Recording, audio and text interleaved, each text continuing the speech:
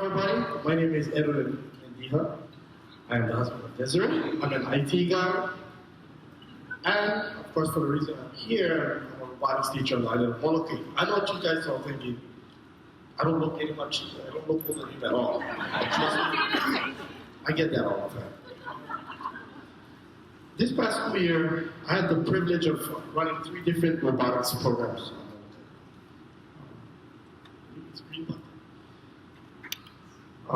My elementary school team, Quadruple Robotics, it hit their Molokai by becoming the only robotics team on the island to qualify for World Championship for 3 years in a row.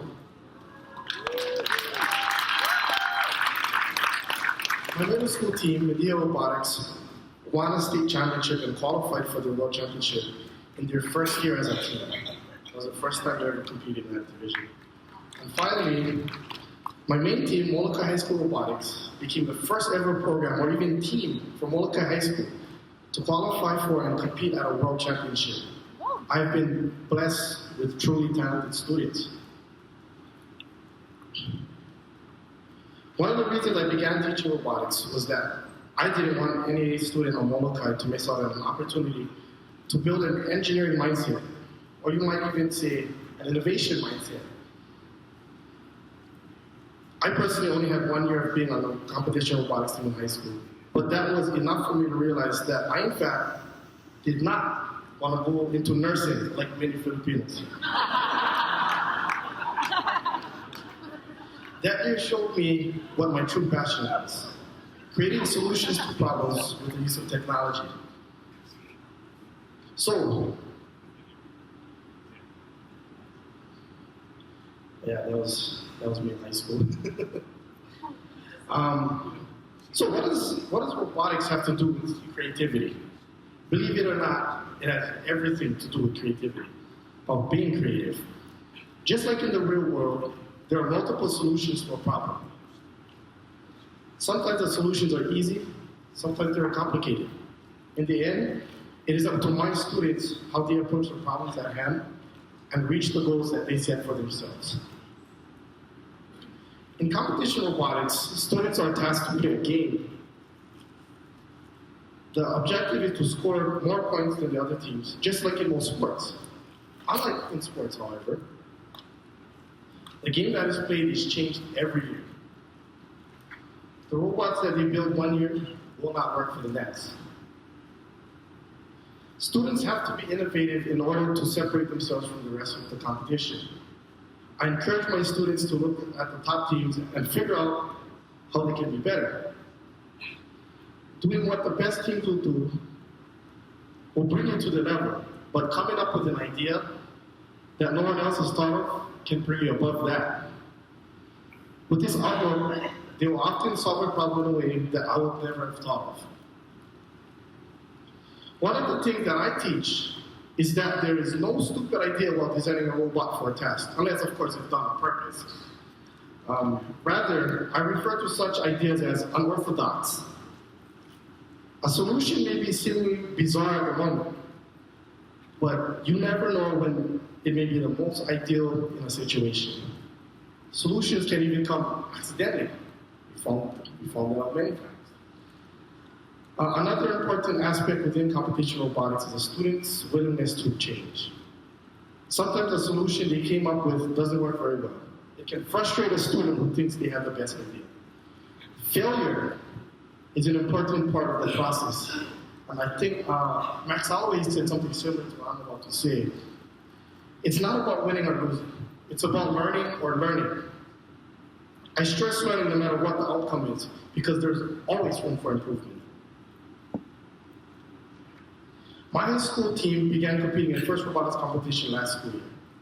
FIRST Robotics was something that we always wanted to do, but never had the funding for. We were finally able to get just enough to enter, but we were, and still are, a very low resource program when compared to many other teams and programs out there.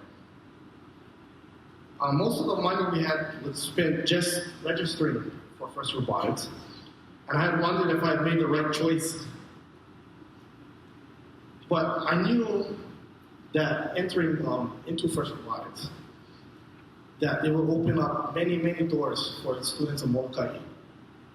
So in FIRST Robotics, students are given just 6 weeks to design, construct, and program an up to 4-foot cube robot for the game that they play. At the end of those 6 weeks, the robot's put away. We can't touch it anymore. Due to a lack of funds and also a lack of dedicated workspace, my students only had a very basic set of tools and supplies. For tools, they had a hand drill, chop saws, screwdrivers, and some wrenches. A lot of high-level programs out there. You have CNC machines, laser cutters, 3D printers, welders. We don't have any of that. For supplies, we had a basic kit of parts to work with. So the students knew that they had to come up with something simple, yet effective, and something we could build with whatever we had laying around. To add to our situation, one of the part suppliers that we use, they didn't have a lot of parts. I don't know what happened there. They couldn't send anything to us before the deadline. Thankfully, growing up on Molokai, you have to be resourceful. A lot of our island is low income. Kids make toys out of sticks. I know my brother-in-law, I used to watch him make crossbows out of sticks and I think coconut leaves. My students were able to build a highly competitive robot with the kit we got. A few pieces of metal tubing, some zip ties, of course duct tape. Everyone knows how useful duct tape is. Glue, and even some old Daniel Illinois election signs. I don't know if you can see that. There's a video, I'm not sure. We can play that without the audio. We can play that. So the result? At the FRC Hawaii Regional Competition, Molokai High School Robotics placed as the 4th seeded team out of 36, only placing little teams who had existed for just about 20 years. I was pleasantly surprised. To be honest with you, we had the expectation of, would have been happy with just placing right in the middle of the pack, considering we were a rookie team. This was our first time doing this. None of us had experience with it. Instead, we became one of the best teams in the state right off the bat, while spending just about $1,000 when most teams will spend $5,000. If that's not innovation, then I don't know what is. My team went on, or actually, if you guys want to check that, I don't know if you saw the Daniel Illinois signs. We literally found that in the classroom and just tossed it on there. We needed something. I was kidding over it. Well, that's it. My team went on to compete at the 2019 FRC World Championship in Houston, Texas, where they won the Rookie Inspiration Award. The students were recognized for their community service, where they serve as mentors for the younger robotics teams that we have on island. So on Molokai, we actually have a 100% rate of participation in the geographical region. Every school on island has a robotics program. Not only did they get to experience world-class competition and got to witness what many of the top STEM companies in the world are currently doing, but what was most important was that they were able to create connections with students from around the planet and exchange ideas with them. And the same thing goes for my younger teams. I have no doubt that their experiences changed their futures for the better, no matter what career they decided on. To sum things up, I'm a huge proponent of competition robotics for our students. I believe, personally, that it is an awesome tool to really guide our keiki towards a creative, innovative mindset. Through competition robotics, I've been able to teach my students this mindset, as well as pieces from all aspects of STEM, and help increase their skills in leadership, communication, teamwork, and organization.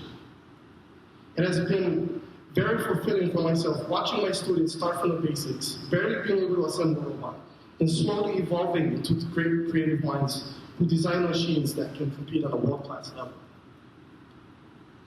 My hope is that all of my students are able to positively impact our society using the innovation we learn while being under my instruction.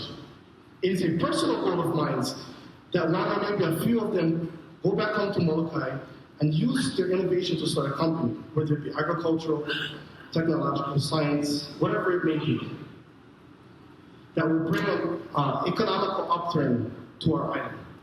There are so many ways I can think where science and technology can be used successfully, and I'm sure my students will think of even greater ways to do so. I would like to end my talk with a quote, one aimed at our youth. Our future depends on innovation.